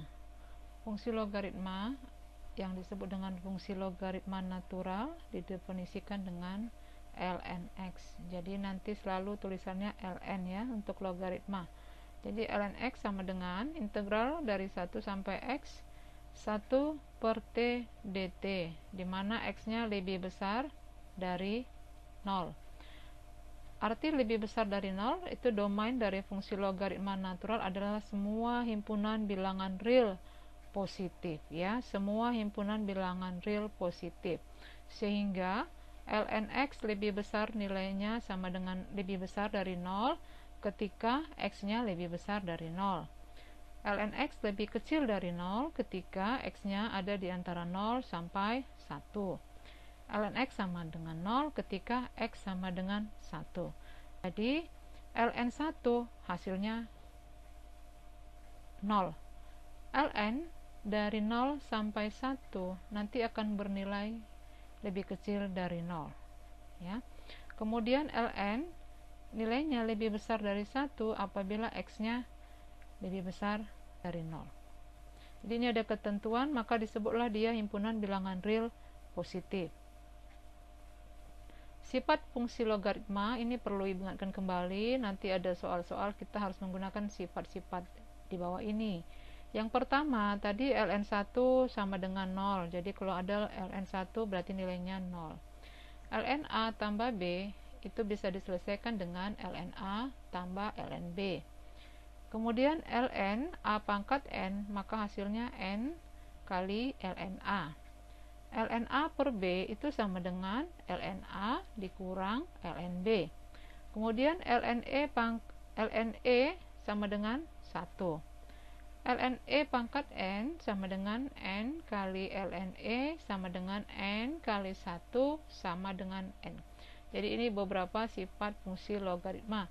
Jadi setiap ada proses penjumlahan pangkat atau bagi, jangan langsung dijumlahkan angkanya di dalam, tetapi kita pisah penyelesaian. Contoh ln A tambah B, maka nanti penyelesaiannya adalah ln A tambah ln B dan seterusnya. Contoh integral 0 sampai 1 1/4x tambah 1/dx sama dengan. Jadi di sini kita harus menentukan dulu u-nya adalah 4x tambah 1. Sehingga turunan dari u adalah 4. Maka du per dx sama dengan 4 atau du sama dengan 4dx. Kemudian dx-nya kita rubah menjadi 1/4 du. Karena variabelnya berubah dari x menjadi u, maka batas bawah 0 dan 1 harus kita substitusi ke fungsi u. Sehingga hasilnya U1 itu adalah batas bawah sama dengan 4x tambah 1 sama dengan 4 kali 0 tambah 1 sama dengan 0 tambah 1 sama dengan 1. Jadi batas bawahnya atau U1 nya sama dengan 1. Kemudian U2 adalah batas atas, yaitu 4x tambah 1 sama dengan 4 kali 1 tambah 1 sama dengan 4 tambah 1 sama dengan 5. Jadi batas atasnya adalah 5. Sehingga integral dari 0 sampai 1 1/4x tambah 1 dx itu berubah menjadi integral dari 1 sampai 5 1/u kali 1/4 du. 1/4 du itu adalah dx-nya. Dx adalah 1/4 du. Kemudian 1/4x tambah 1 itu berubah menjadi 1/u. Ya, karena tadi kita buat misalkan u-nya itu adalah 4x tambah 1. Maka integralnya berubah menjadi integral dari 1 sampai 5 1/u kali 1/4 du. Selanjutnya 1/4 itu adalah konstanta. Jadi kita keluarkan dari integral menjadi 1/4 integral dari 1 sampai 5 1/u du. Integral 1/u adalah ln u. Ini sudah kita pelajari sebelumnya ya, ketika kita belajar integral tak tentu dari fungsi eksponensial dan logaritma. Jadi 1/u integralnya adalah ln u. Maka hasilnya 1/4 dikali ln u dengan batas sampai 5. kemudian sama dengan 1/4, masukkan U-nya semua, ln 5 dikurang ln 1, kemudian hasilnya 1/4 dikali ln 5 dikurang 0. Kita tahu bahwa ln 1 adalah 0. Kemudian hasilnya 1/4 kali ln 5. Oke, untuk ln 5 kita bisa cari nilainya dengan menggunakan kalkulator ya, atau pakai perhitungan di Excel juga bisa ya. Jadi ln 5 itu 1,6043791243, maka hasilnya 1/4 dikali 1,6093791243 sama dengan 0,4023594781,075. Jadi inilah hasil integral dari 1 sampai 5 1/U kali 1/4 du. Berikut ada soal latihan untuk pertemuan ke-13, yaitu dari A sampai E. Silakan dikerjakan agar kalian lebih paham tentang materi hari ini. Terima kasih atas perhatiannya. Selamat pagi, selamat siang, selamat sore, selamat malam.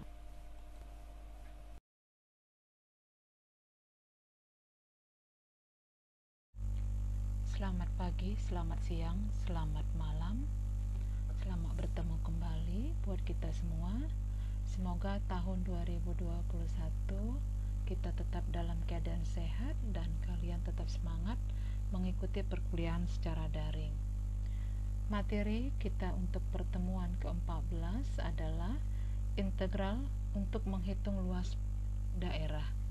Jadi untuk penjelasan PowerPoint ini akan Ibu bagi dua, karena kalau satu terlalu lama durasinya. Adapun capaian pembelajaran untuk mata kuliah kita pada hari ini adalah kalian mampu mengaplikasikan integral untuk menentukan luas daerah. Kita lihat di sini luas daerah di atas sumbu X. Jadi pada grafik luas daerah di atas sumbu X, di sini ada fungsinya yaitu Y sama dengan Fx, dan sumbu X-nya berada di antara A dan B. Jadi luas daerah di atas sumbu X adalah daerah yang diarsir antara sumbu X dengan fungsi Y dan dibatasi oleh koordinat A dan B. Jadi untuk mencarinya, rumusnya adalah integral dari A sampai B fx dx. Kita lihat contoh. Tentukan luas daerah fx sama dengan 4 kurang x kuadrat, kemudian berada di atas sumbu X, kemudian garisnya X sama dengan 0 dan X sama dengan 1. Oke, langkah pertama kita buat gambar dari kurva tersebut. Jadi di sini Ibu jelaskan untuk satu contoh bagaimana membuat gambar dari kurva fx sama dengan 4 kurang x kuadrat. Jadi caranya, x itu kita mulai dari bilangan yang negatif sampai nanti ke bilangan yang positif. Contoh di sini Ibu mulai dari bilangan angka -2, kemudian -1, 0, 1, 2. Kemudian nilai X tersebut masukkan ke fungsi fx sama dengan 4x kuadrat. Jadi kita lihat di sini untuk X sama dengan -2, maka fx-nya sama dengan 4 dikurang negatif 2 kuadrat sama dengan 4 kurang 4 sama dengan 0. X sama dengan -1, fx-nya sama dengan 4 dikurang negatif 1 kuadrat sama dengan 4 kurang 1 sama dengan 3. X sama dengan 0, 4 kurang 0 kuadrat sama dengan 4 kurang 0 sama dengan 4. X sama dengan 1, fx sama dengan 4 kurang 1 kuadrat sama dengan 4 kurang 1 sama dengan 3. X sama dengan 2, maka fx sama dengan 4 kurang 2 kuadrat sama dengan 4 kurang 4 sama dengan 0. Oke, setelah kita dapat, maka kita tentukanlah gambar dengan titik-titik yang sudah kita peroleh, yaitu kita pasangkan untuk x nya negatif 2, kemudian fx itu adalah y nya sama dengan 0. Kemudian untuk x sama dengan minus 1, y nya sama dengan 3. Untuk x sama dengan 0, y nya sama dengan 4. X sama dengan 1, y sama dengan 3. Kemudian untuk x sama dengan 2, y sama dengan 0. Kemudian titik-titik tersebut kita tariklah garis sehingga menjadi kurva, dan gambarnya ada di sebelah kanan berikut. Selanjutnya langkah kedua, kita mencari luas kurva yang dibatasi x sama dengan 0 dan x sama dengan 1. Jadi x sama dengan 0 dan x sama dengan 1 itu adalah daerah yang berwarna merah pada gambar sebelumnya. Jadi luas sama dengan integral 0 sampai 1, di mana 0-nya batas bawah, 1-nya adalah batas atas dari 4 kurang x kuadrat dx. Integral dari 4 adalah 4x, integral dari x kuadrat adalah 1/3 x pangkat 3. Kemudian kita masukkan nilai untuk x sama dengan 1 dan x sama dengan 0, sehingga hasilnya 4 kali 1 dikurang 1/3 kali 1 pangkat 3 dikurang 4 kali 0 dikurang 1/3 kali 0 pangkat 3. Hasilnya 4 dikurang 1/3 sama dengan 2/3. Jadi luasnya adalah 2/3.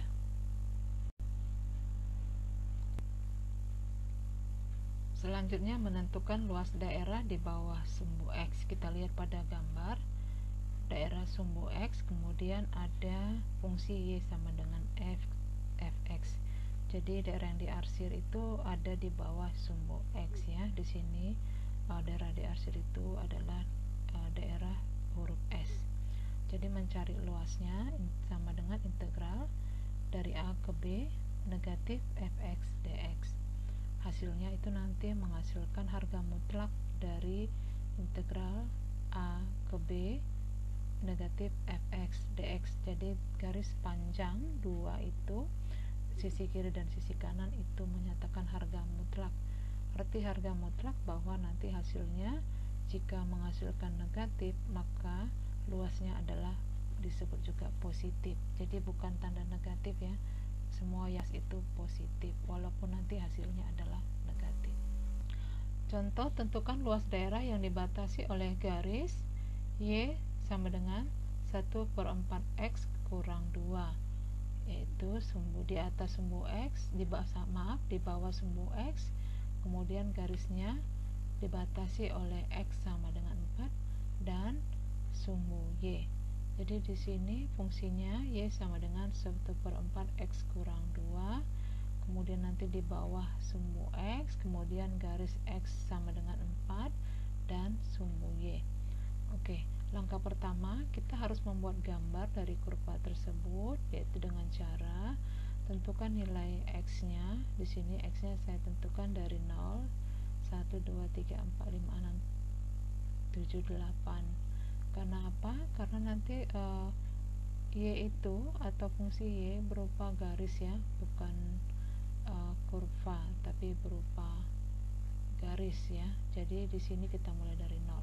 Selanjutnya kita masukkan masing-masing nilai X ke dalam fungsi Y.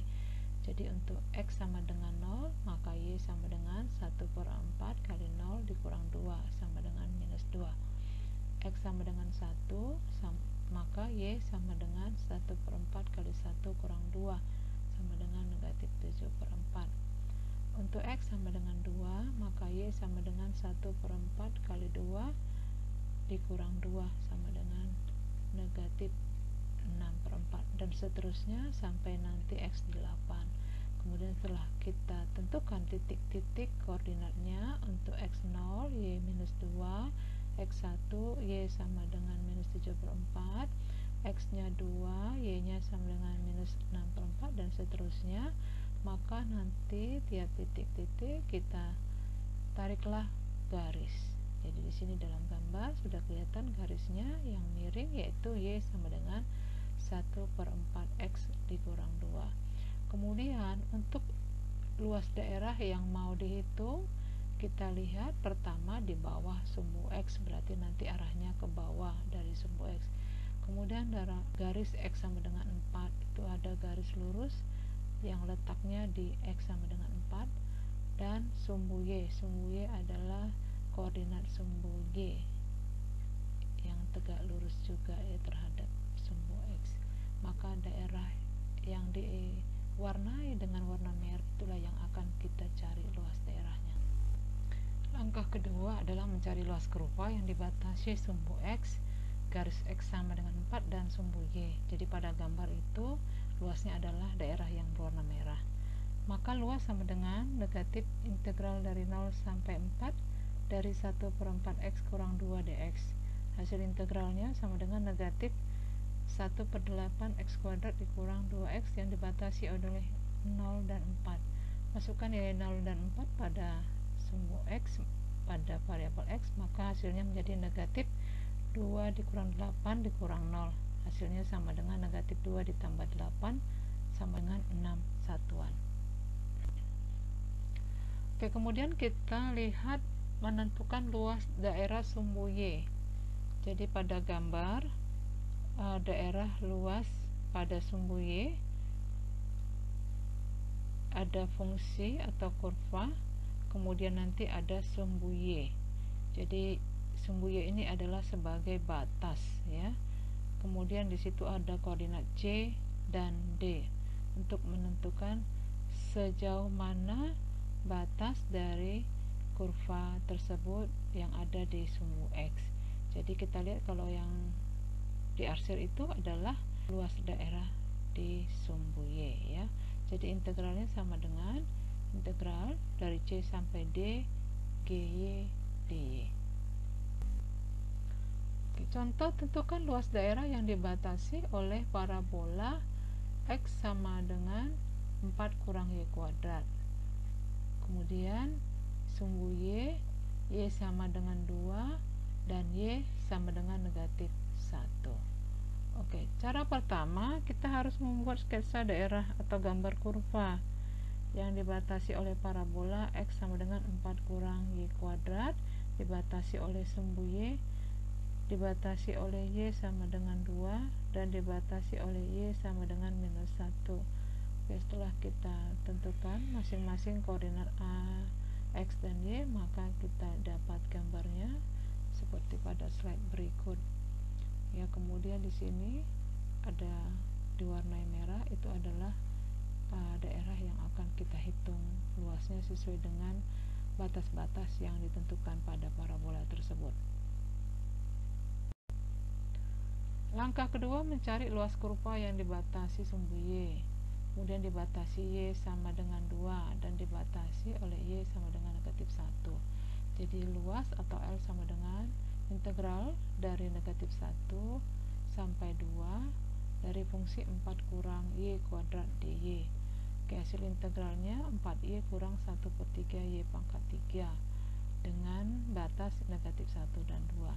Masukkan batas-batas 2 dan negatif 1, maka diperoleh 8 kurang 8/3 dikurang negatif 4 dikurang negatif 1/3 sama dengan 12 kurang 9/3 sama dengan 12 kurang 3 sama dengan 9. Jadi luas kurvanya sama dengan 9. Oke, berikut kerjakan soal latihan untuk mencari luas daerah yang dibatasi oleh garis dan kurva yang terdapat pada tiap-tiap soal berikut. Demikianlah penjelasan untuk PowerPoint yang pertama. Selanjutnya, marilah kita dengarkan penjelasan untuk PowerPoint yang kedua. Untuk slide yang kedua, kita akan menentukan luas daerah yang dibatasi oleh garis kurva dan dua kurva. Jadi di sini pada gambar, di sini ada dua kurva, yaitu kurva F dan kurva G, kemudian ada garis dari X sama dengan A dan juga garis dari X sama dengan B. Oke, jadi mencari luasnya kita ilustrasikan di dalam gambar. Jadi luasnya itu adalah daerah yang berada di antara fungsi F dan fungsi G dengan batas A dan batas B, yaitu daerah yang diarsir berwarna pink. Jadi luasnya sama dengan luas dari keseluruhan daerah di bawah kurva F dengan batas A dan B dikurangi dengan luas daerah di bawah kurva G dengan batas A dan batas B. Jadi rumusnya sama dengan integral dari A ke B fx kurang dx dx sama dengan integral dari A ke B fx dx dikurang integral dari A ke B gx dx. Jadi ini adalah untuk luas daerah di antara garis kurva dan juga di antara dua kurva. Oke, rumus mencari luas daerah di atas sumbu X adalah integral dari A ke B fx dikurang gx dx, dan rumus untuk mencari luas daerah di sebelah kanan sumbu Y adalah integral dari C sampai D fy dikurang gy dy. Oke, tentukan luas daerah yang dibatasi oleh Y sama dengan X dan Y sama dengan X kuadrat. Jadi langkah pertama itu setiap ada soal kita harus gambar kurvanya ya. Kita lihat di sini gambar kurvanya, dan daerah yang dicari luasnya adalah daerah yang berwarna merah.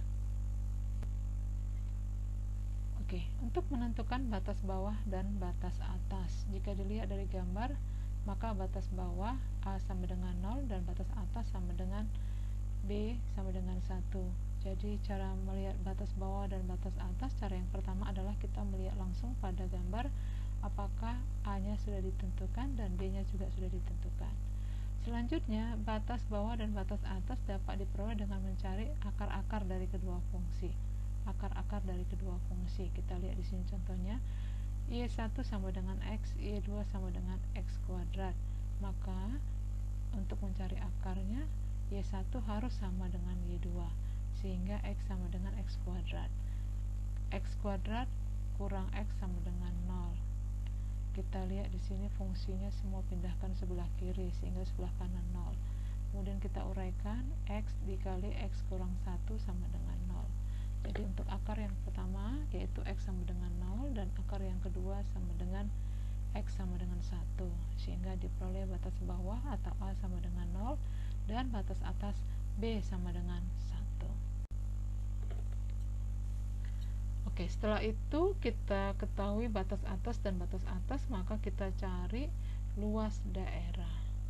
Ya, dari langkah A tampak bahwa daerah bagian atas dibatasi oleh Y sama dengan X, dan daerah bagian bawah dibatasi oleh Y sama dengan X kuadrat, sehingga integralnya sama dengan luas atau L sama dengan integral dari 0 sampai 1 X kurang X kuadrat dx. Hasil integralnya 1/2 X kuadrat dikurang 1/3 X pangkat 3 dengan batas 0 dan 1. Masukkanlah nilai batas 0 dan batas 1, sehingga hasilnya sama dengan 1/2 dikurang 1/3 atau 3/6 dikurang 2/6 sama dengan 1/6. Jadi luasnya 1/6. Oke, berikut kerjakan soal latihan untuk mencari luas daerah yang dibatasi oleh dua buah kurva. Demikianlah penjelasan untuk PowerPoint yang kedua. Untuk lebih memahami, silahkan diulang kembali untuk mempelajarinya, dan jika belum paham juga silahkan bertanya. Demikian, selamat pagi, selamat siang, selamat malam. Terima kasih. Selamat pagi, selamat siang, selamat malam. Selamat bertemu kembali di dalam perkuliahan kita walaupun secara daring. Dan hari ini adalah pertemuan terakhir untuk mata kuliah kalkulus di semester 3. Adapun topik kita pada hari ini adalah tentang volume benda putar. Volume benda putar yang akan kita hitung dengan menerapkan aplikasi integral. Capaian pembelajaran untuk mata kuliah hari ini adalah kalian mampu mengaplikasikan integral untuk mencari volume benda putar. Jadi mengaplikasikan integral untuk mencari volume benda putar. Oke, ada beberapa metode yang akan kita pelajari. Yang pertama nanti dengan metode cakram, yang kedua dengan metode tabung, dan yang ketiga dengan metode cincin. Oke, mari kita lihat ketiga metode dalam menyelesaikan menghitung luas daerah dari volume benda putar. Oke, yang pertama metode cakram. Sketsa konsep metode cakram adalah, kita lihat di sebelah kanan sketsanya ada pada gambar, di mana metode cakram ini merupakan metode untuk mencari volume benda bidang putar yang mengasumsikan bahwa setiap bidang putar dapat dibagi menjadi beberapa partisi atau menjadi beberapa bagian yang berbentuk cakram. Metode ini menggunakan konsep dasar dari rumus volume tabung. Kalau kalian lihat gambarnya, di situ ada gambar yang berwarna kuning. Mungkin kalau kita aplikasikan atau kita contohkan benda-benda dalam kehidupan sehari-hari, ada benda yang berbentuk seperti cakram, ya. Contohnya ada mur, ada aspeda, kemudian tutup botol, dan yang lain-lain. Itu contohnya, ya. Oke, jadi pada gambar ini nanti untuk gambar yang belum diputar pada sumbu koordinat, itu ada pada gambar di sebelah kiri yang kita letakkan pada bidang datar. Ada X sama dengan A, delta X, kemudian X sama dengan B, kemudian R itu adalah tingginya. Oke, kemudian di sebelah bagian tengah itu sudah diputar. Sesudah diputar itu dari, kita lihat R tadi yang tanda orange itu diputar, yang menjadi benda putar. Jadi putarannya itu merupakan salah satu cakram. Oke, jadi kalau yang sebelah kanan itu ada beberapa cakram, makanya disebut dengan pendekatan N cakram. Ada beberapa cara untuk menyelesaikan atau menghitung volume. Yang pertama, jika mengelilingi sumbu X. Ingat ya, di sini kita harus fokus ke fungsi atau sumbu koordinat, ada X dan Y. X yang horizontal, Y yang vertikal. Jadi kalau mengelilingi sumbu X berarti mengelilingi sumbu yang horizontal. Nah, lihat pada gambar ada tanda panah mengelilingi atau memutar dari sumbu yang horizontal, ya. Jadi itu ada ilustrasi dari gambar. Kemudian rumusnya nanti kita akan cari volume sama dengan Pi kali integral dari A ke B fx kuadrat dx.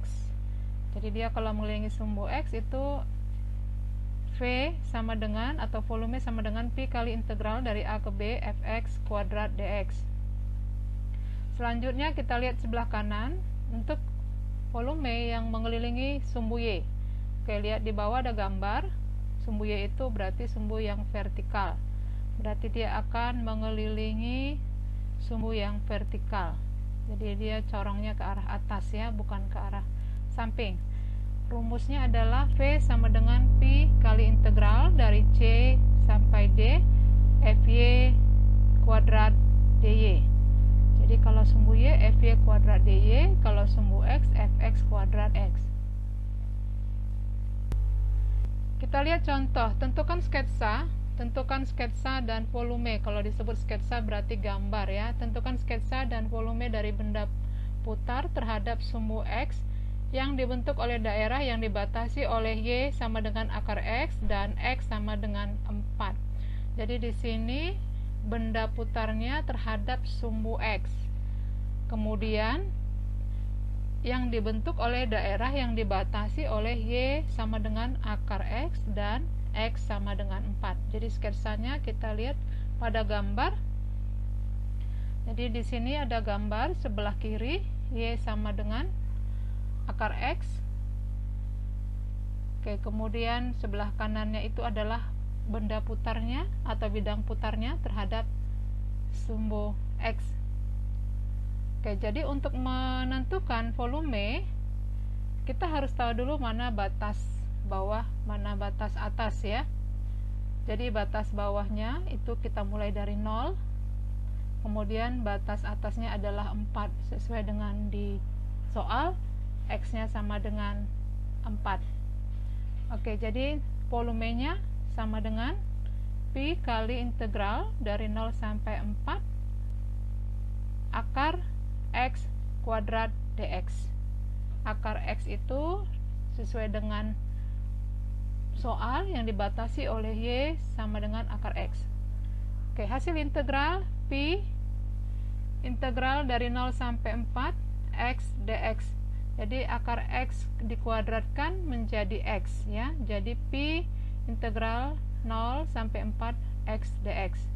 Oke, sama dengan Pi dikali X kuadrat per 2. Ini integral dari X dengan dibatasi oleh 4 dan 0.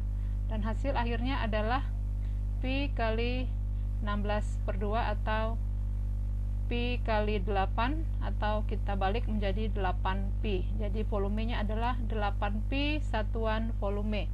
Untuk Pi nggak usah kita rubah, biar aja dia menjadi Pi seperti itu. Jadi contoh yang pertama ini hasilnya atau volumenya sama dengan 8Pi. Oke, untuk yang kedua, metode tabung. Kita lihat sketsa konsep metode tabung. Gambarnya ada di sebelah kanan.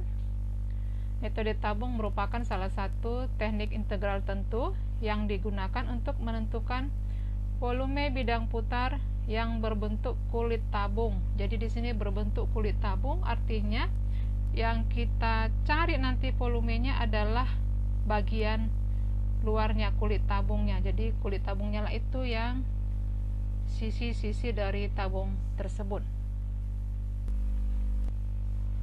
Oke, untuk volume bidang putar tabung itu jika bidang putarnya adalah atau sumbu putarnya adalah X, kita lihat pada gambar garis vertikal itu garis horizontal ya, garis horizontal merupakan sumbu putar.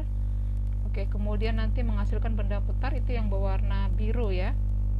Rumusnya V sama dengan 2Pi kali integral dari C sampai D PY TY DY. Kemudian jika sumbu putarnya Y, lihat pada gambar, sumbu putarnya Y berarti sumbu putarnya vertikal atau sumbu Y ya, yang vertikal. Oke, maka rumusnya V sama dengan 2Pi kali integral dari A sampai B PX kali TX DX. Jadi P ini ada jarak dari sumbu Y ke delta X, jarak atau disebut juga nanti PX. Dan TX nya atau TY nya adalah tinggi dari bidang tersebut. Oke, kita lihat contoh. Tentukan volume dari Y sama dengan X kuadrat tambah 1, Y sama dengan 0, X sama dengan 0, dan X sama dengan 1 jika sumbu putarnya adalah sumbu X. Jadi jika sumbu putarnya adalah sumbu Y. Kita lihat pada gambar sumbu Y itu ada garis melingkar warna biru, artinya dia mengelilingi sumbu Y. Jadi kalau fungsi Y sama dengan X kuadrat tambah 1, Y sama dengan 0, X sama dengan 0, dan X sama dengan 1, maka gambarnya ada di sebelah kiri ini ya. Bisa kita nanti gambarnya akan berbentuk seperti yang di sebelah kiri. Bagaimana menggambarnya? Nanti masing-masing tentukan x-nya berapa dulu ya, misalnya x-nya dimulai dari 0 atau mulai dari negatif 4, negatif 3, negatif 2, negatif 1, 0, 1, 2, 3, 4, itulah x-nya. Kemudian y-nya x kuadrat tambah 1, masukkan x-nya negatif 4, maka dia negatif 4 kuadrat tambah 1 sama dengan 9. Masukkan x-nya negatif 3, maka negatif 3 kuadrat tambah 1 10. Tadi yang negatif 4 kuadrat tambah 1 17 ya. Oke, dan seterusnya sehingga terbentuklah gambar kurva x kuadrat tambah 1 itu garis cekung warna hitam. Garis cekung warna hitam. Oke. Kemudian kita lihat di sini px-nya adalah x ya, px sama dengan adalah x, kemudian fungsinya atau tingginya tadi t-nya adalah x kuadrat tambah 1, yaitu dari delta x ini ya, tingginya berwarna kuning, itu x kuadrat tambah 1, sehingga mencari volumenya sama dengan integral dari 0 sampai 1 2pi dikali x, x itu adalah px dikali hx atau tingginya ya, x kuadrat tambah 1 dx sama dengan 2pi kali integral 0 sampai 1 x kuadrat tambah x dx. Ini adalah penyederhanaan dari baris yang pertama. Selanjutnya sama dengan 2pi. Oke, integralnya x pangkat 4 per 4 tambah x pangkat 2 per 2. Ini pangkat 2 ya, bukan pangkat 3 tapi pangkat 2 per 2. Oke, sehingga menghasilkan kalau kita masukkan angkanya 1 dan 0, maka di sini adalah 1 per 4 tambah 1 per 2. 1 per 2 itu adalah 2 per 4. Jadi 1 per 4 tambah 2 per 4 adalah 3 per 4. Sehingga hasilnya volumenya 2pi kali 3 per 4 atau 3pi per 4 satuan volume. Ini bukan 3pi per 4 ya, tapi 3pi per 2 satuan volume. 3pi per 2 satuan volume, nanti tolong diperbaiki. 3pi per 2 satuan volume. Oke, selanjutnya dengan metode cincin. Kita lihat konsep metode cincin. Metode cincin adalah salah satu metode untuk menentukan volume bidang yang memiliki lubang. Volume bidang yang memiliki lubang ya. Ingat aja cincin kita pasti ada lubang ya. Yang disebut juga washer method. Cincin dalam metode ini dibentuk oleh hasil putaran sebuah partisi persegi panjang terhadap sumbu putaran tertentu, di mana sumbu putaran tidak berimpit dengan sisi persegi panjang. Jadi sisi dari bidang tersebut tidak berimpit dengan sumbu putarnya. Ya, kita lihat sini pada gambar sebelah kiri, persegi panjangnya memiliki jarak terhadap pusat putaran, yaitu sejauh r kecil ya, sejauh r. Kemudian dari pusat putaran sampai ke batas terakhir bidang itu adalah r besar. Kemudian T adalah lebar dari cincin. Oke, jika persegi ini kita putar mengelilingi, pada gambar itu mengelilingi sumbu X, kita lihat di sini berubah menjadi seperti cakram. Ya, seperti cakram. Tetapi kalau cakram dia kita hitung mulai dari X atau dari sumbu putarnya, tapi kalau ini kita akan berhitung mulai dari jarak R ya, sejauh R dari sumbu X. Jadi itu ada yang bolong atau ada yang kosong, yaitu jaraknya R atau diameternya 2R lah ya. Kemudian kita lihat ada lebar dari cincin sebanyak atau sebesar T. Oke, jika bidang diputar, sumbu putarnya adalah X. Kita lihat pada gambar di sebelah ini, kalau sebelah kanan itu adalah yang berwarna hitam, ini diputar, sumbu putarnya adalah X. Kita lihat bahwa bidang itu berasal dari dua kurva ya, pertemuan dua kurva, ada kurva Y1, ada kurva Y2, atau ada kurva fx, ada kurva gx, atau fungsi ya, dari fungsi fx dan fungsi gx. Jadi bidang yang tadinya bentuk persegi, atau pada gambar ini dia bukan bentuk persegi, tapi sesuai dengan pertemuan kedua fungsi, maka bidang itu adalah gabungan pertemuan dari dua fungsi ya, Y1 dan Y2. Sehingga kalau diputar, ini kita lihat dalam bentuknya seperti cincin. Maka rumus untuk sumbu putar X, V sama dengan Pi kali integral dari A sampai B fx kuadrat dikurang gx kuadrat dx. Kemudian kita lihat sumbu putar Y. Sumbu putar Y berarti nanti yang menjadi acuan putaran adalah sumbu yang vertikal. Jadi cincinnya terbuka ke atas ya. Kalau tadi cincinnya terbuka ke samping untuk yang X, kalau ini terbuka ke atas. Maka rumusnya V sama dengan Pi kali integral dari C sampai ke D Fy kuadrat kurang Gy kuadrat dy. Oke, kita lihat contohnya. Tentukanlah volume benda putar yang dibentuk oleh daerah yang dibatasi oleh Y sama dengan akar X dan Y sama dengan X kuadrat, yang diputar mengelilingi sumbu X. Mengelilingi sumbu X. Jadi di sini kita lihat gambarnya ya. Ini gambar sebelah kiri adalah yang berwarna kuning atau diwarnai kuning adalah gambar pertemuan dari fungsi Y akar X kuadrat dengan Y sama dengan X kuadrat ya. Kita gambar, nanti akan ada pertemuannya, maka nanti yang kita warnai adalah yang warna kuning ini.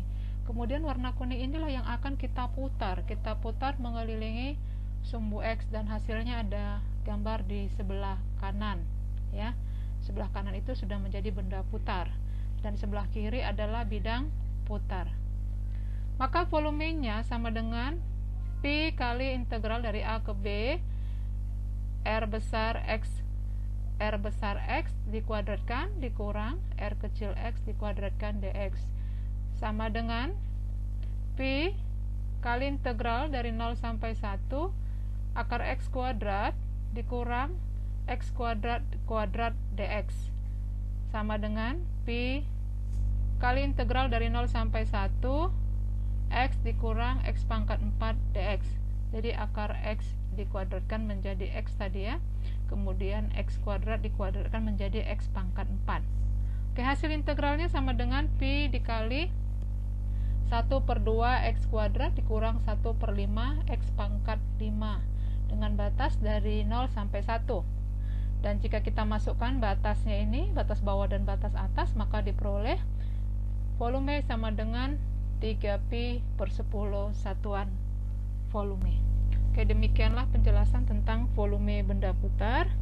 Untuk lebih memahami silahkan baca untuk materi PDF, karena di materi PDF ada beberapa contoh untuk semua kasus. Contohnya untuk cakram pada sumbu X atau sumbu putarnya X dan cakram sumbu putar Y.